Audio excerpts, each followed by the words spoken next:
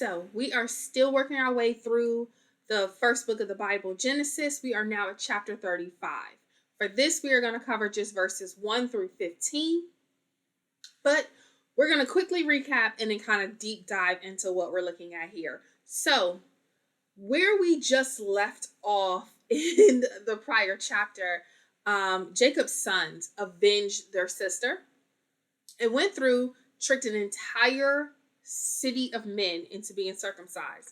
And while those men were healing and kind of recovering from this circumcision, or which is a surgery once you're an adult, they go in and they slaughter everything in that city, every man in that city, and then they take the spoils of the city. So they take the women, children, sell them off, keep them on as slaves, and then take the riches of that city for themselves.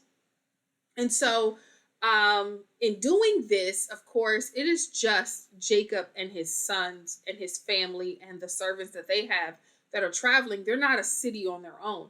So Jacob is rightfully afraid that there is going to be some type of repercussion for this, that people are going to now come and attack them because they recognize that these are dangerous men who are traveling through this area who have wiped out an entire city. So he is panicked a little bit, and his sons are like, so what else was we supposed to do? You had a different idea? And so what we see in verse 35, it starts off where God speaks to Jacob. We saw Jacob pause when he heard about the assault on his daughter. We saw him pause when it came time for, when the men came to say, hey, we want to marry her. We want to keep this woman that we've assaulted. He was quiet, and his sons moved into action and did a whole bunch of things, and Jacob didn't even say anything to them. But we see that he was waiting for something from the Lord. And God answers him here, and had everybody been patient, this could have probably been dealt with a different way. But God says to Jacob, get up and go to Bethel.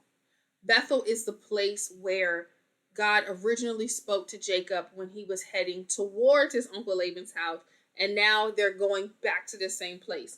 One of the promises that God made to Jacob was, I'm going to take you there and I'm going to bring you home. And every once in a while on this journey, God will remind Jacob of what he promised that he would do and where he is in that promise. And so he promised him that he would get there safely and he would be fine and it would be okay. And he got there and worshiped God for getting him there safely. When it was time to go, God was like, hey, remember I told you I was going to get you back home safely? Now it's time to go. And no matter what they faced, every point in this, God has said, remember when I told you I was going to do that? It just happened. And so now this is another situation. He's saying, go back to the original place where I made that promise to you. Because I said I was going to take you in. I said that you were going to become wealthy. I said that you would be taken care of. And you said you would worship me in return. And now I'm bringing you back to the place where this whole thing started so that we can discuss what's going to happen next. And so God tells him to go to Bethel. Go back to where we first had this conversation, where I first made my promise to you. And I want you to build an altar there.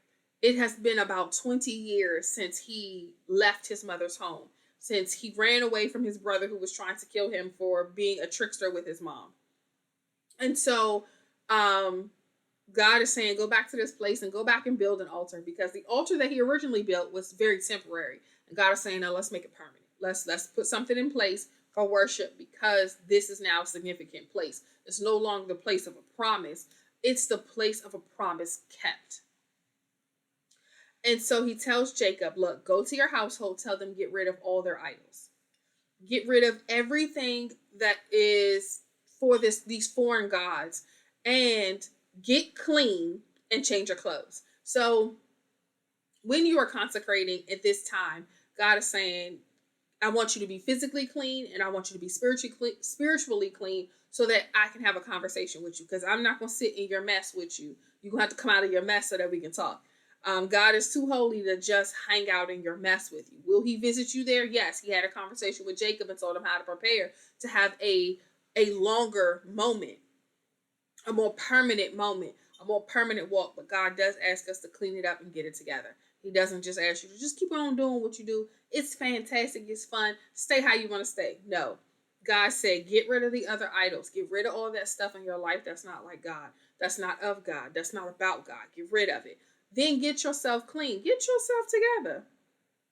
Don't keep defiling yourself, whether it's food, drugs, people, whatever it is. Don't keep defiling yourself. Don't keep messing yourself up. Don't keep lowering who you are because of these things that you want to participate in. And 3, change your clothes. Look the part. So Jacob goes to his family and says, look, here's what we're doing. We're getting ready to go to Bethel. We're going to go back where this whole thing started. And we're going to move a little bit further on.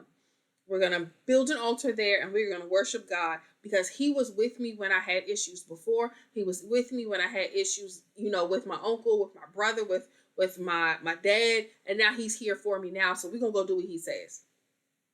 And so his family gives up all of their strange gods. Now, it seems like it would be weird that they would have a lot of strange gods, but they had just gone through and spoiled a city. They had just taken everything out of that city.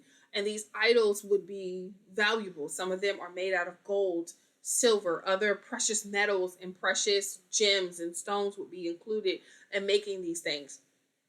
And we still have good old Rachel who stole her daddy's idols when she left home. And so he's saying, get rid of all this other stuff. We're not worshiping any other gods, so we don't even need them. Let's get rid of them.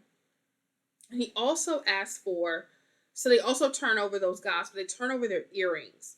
And it is not saying that they can't have jewelry, that they can't adorn themselves in any type of gold or anything like that.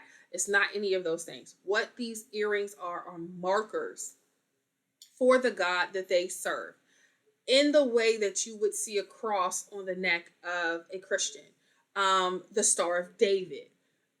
Certain religions have different symbols that they wear, and these earrings would have those markings on it. They would be, flashy gold, gemstones, silver, whatever it is, but they identify the wearer as a person who is affiliated with a particular god. So they had to get rid of even the markers of worship. So they had to get rid of the jewelry that went along with it.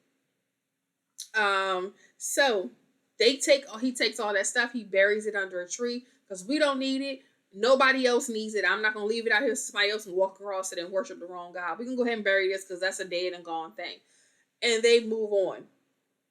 And so as they're walking, the concern was that the other cities and towns that they would be passing by would know what they had done and would try to retaliate or not even retaliate, but try and take a preemptive strike so that they would come and they would go to war with Jacob's family. Now it is Jacob's family, not a city. So they are unevenly matched. So he was really concerned that because his sons had gone through and taken out an entire city of wealthy people who had affluence and had means, who had trading partners and things that are now affected by this decision, that they were going to come and kill him. They were going to take out the whole family. And it's just us. It's not even an army. It's just us. So what God does is he puts a terror over them. So they are afraid of this family that's walking through their towns or cities or nearby their towns and cities. They are afraid of them. And this fear keeps them from attacking. And what it does is it keeps them safe and not having to go to war. So that they're able to reach Bethel. So in verse 6, when he reaches Bethel, and everybody that was with him gets there, the whole camp makes it there, because they're traveling with servants, they're traveling with children, they're traveling with animals who have small baby animals. So it takes a little while to move through places. And so when they're there and everybody gets there, he puts together this altar. And this altar he calls El Bethuel, and it's just God, or the house of God. And it's just because this is a space where he recognizes that he communes with God, that angels move. This is an area where he wants to mark the conversation and the promise of God and the promise being kept. In verse 8, it says that Deborah, Rebecca's nurse, dies. Rebecca, originally some chapters back, was selected and brought back home to marry his father. And so his mother had passed away a little while ago, some years ago. And so now it is her nurse. So her nurse would have been like her best friend. So this is like a family, losing a family member to him. This is the woman who he grew up with. This is the woman who helped his mom raise him. This is his mom's very close, very best friend. And so he loses her. And she's buried in Bethel under an oak. And that is a space where he recognizes that, things have changed. He's kind of like that point in life where you get to, you realize, okay, I'm the adult now. Like, I'm the grown up that's in this situation. Like, the grown ups before me have gotten older. They're no longer as capable as they were before to do the things that they could do. And now they're starting to pass on and move out of this life. So I'm now, a leader. I'm now one of the elders of the community. And so it's that kind of realization that, the page is turning in his life. And in verse 10, we get how we get from Jacob's sons to the Israelites. In verse 10, God says to him, your name is Jacob, but you're not going to be called Jacob anymore. If you remember when Jacob was originally named as an infant being born, he was named Jacob because they considered him to be a usurper, or that he was trying to pull his brother back because he was born. They were twins. They fought in the womb. And when he was born, he was holding on to his brother's foot. And so it seemed like he was trying to take his spot. And I think it honestly was just babies. It is just babies. And I don't know how people were born before. I'm not certain about how that works in giving birth to twins, because I've never done that. But they considered him to be a usurper, and they called him a trickster and all these other things. So there was a negative connotation to the name that he was given. And God said, you're not going to be called that anymore. God gave him a new name. His new name carried purpose. It carried life. It carried legacy. We know the Israelites. We don't know the Jacobites. And when God comes into your life and God brings you to a place of promise, or brings you to a place where the promise is kept and fulfilled, then you start to see this legacy. You start to see this change. And that's what he's seeing here. God changes names all throughout the Bible. We saw him change Abraham's name from Abram to Abraham. We saw him go from Sarai to Sarah. So God changes names. And when he changes names, it's because he put some legacy in you. He put some lasting in you. He put a little God in you. And so his name is going to be Israel. And in verse 11, God says, I am God Almighty. Oh God, I am God Almighty. I'm sorry. God says to him that, and that is the promise. That's him putting his signature on it. That's him saying, no. Same way I told Abraham, the same way I told Isaac, I'm telling you. I'm the God. I am the matchless, one true living God. I am the Almighty. I am that I am. I am God Almighty. And I'm telling you this. This is not a message from an angel. This is not a message from somebody who thought to just give you some kind words. This is me telling you who I am and what I'm called you for. And he says for him to be fruitful and multiply.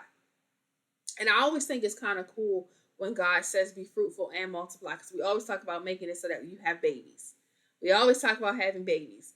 But I think it's more to that. I don't think that it's a coincidence that they are the fruits of the Spirit. God is not asking us just to create more people. He does want us to do that. He absolutely is saying multiply, as in make more people, have lots of children. But at the same time, he's asking us to be fruitful.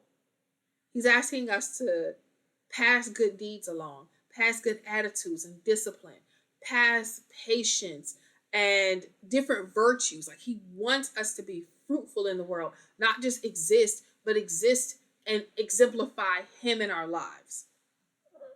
But we'll talk about that when we get to the fruits of the Spirit, and we'll kind of deep dive into that way into the future.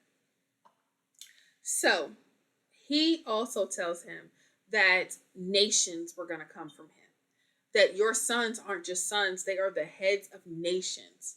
There's kings that are going to come from these sons that you have. That in the future, you don't have a king now, you don't even have land now, but what you will have is a king. You will have rulers and leaders that come through this line, your legacy is going to include these things. And he's promising him this for his future. Abraham got a promise of land and he never owned land. Um, Isaac got a promise of sons and he just had the two. And that was after a bout of infertility for his wife. And now Jacob, the grandson of the original person who was promised, is given the legacy of having kings and nations that come from him. It says in verse 12 that he's going to get the land that was promised to Abraham and Isaac. The land that's been promised that still has been walked on but hasn't been owned yet, doesn't belong to them at this time. He's like, hey, I'm reiterating this promise is happening for you. It is coming. And so they had a conversation. God gave him what he needed, and God went on and separated himself from it because God can't exist in our sin. He can't. I'm not saying he can't exist in it. He will not dwell in our sin. God will definitely visit you and give you what you need, but he's not going to hang out with you there. He's not going to sit in it while you sit in it. You're going to have to come up. And so in verse 14, he sets up this altar, this more sturdy, more permanent version of an altar. He puts it together and he provides a drink offering and he anoints it with oil. He pours the oil on it. So he makes a sacrifice to God from what he has. And he calls the place where he spoke to God Bethel. And that is the house of God. That is the place where God resides. It is a place where he's had conversations. God has met him here now twice and talked to him and gave him what he needed to go forward. So, quick recap. In this, God tells Jacob to continue his journey back home. He promised him that he would get him to Laban's house safely and successfully, that he would amass wealth, he would have his needs met, he would get everything that was supposed to be his, and that he would come back home and God would bring him back and he would be fine. And so God is saying, hey, I promise you I would get you there, and I did. I promise you you will gain wealth and everything while you were there, and you did. And now I'm bringing you back. And so he brings him back. And what he does when he gets back, he's saying, hey, you got to get yourselves together. Get rid of these fake idols. Get rid of this foolishness. Get yourselves clean inside and out. Change your clothes. Look the way I've asked you to look, and let's move. And so Jacob gives the command to his family, gets everybody together, gets rid of them idols, gets rid of every marker that connects you to that type of worship. Got rid of it all and went on back home. And on his way to Bethel, where God told him to build a new altar for worship, on his way there, his mother's nurse dies. And she is, of course, she's the auntie. Like, she's one that was there for him and took care of him and loved him. And he, in turn, loved her. Like, he lost an important family member. And so it's again, a place where he's recognizing that the page is turning in life. He's no longer one of the kids. He's no longer young and trying to find himself. He is now an older, responsible version, because the family that was before him is now moving into glory, and he is now one of the adults. And so he has a conversation once he gets there with God, and God changes his name. God says, you are going to be Israel, and Israel is your name, and from you, you're going to have nations. From these nations, kings are going to be born. There is going to be an amazing legacy, and I want you to be fruitful and multiply. This man, who at this point has 12 children, 11 sons, 1 daughter, he has 12 children, and God is like, be fruitful and multiply. So I want us to remember that he is not just talking about having more people. He is literally talking about being fruitful in the world. Make sure that you are leaving a positive impact, that you are showing and living and breathing and doing all of these amazing, great, virtuous things that God has called us to do as the fruits of the Spirit, as proof that we walk with God, that we carry God in us, and that God agrees that he lives here. Sometimes we like to say, oh, I carry the Lord on the inside of me, and God is like, oh, you sure? Because I don't think I know you. And so make sure that we are always exemplifying Christ in our actions, our thoughts, our words. Make sure that everything lines up. And so that is going to conclude this. We're going to pick up in the next chapter, the next video, and finish out the chapter. Y'all be blessed.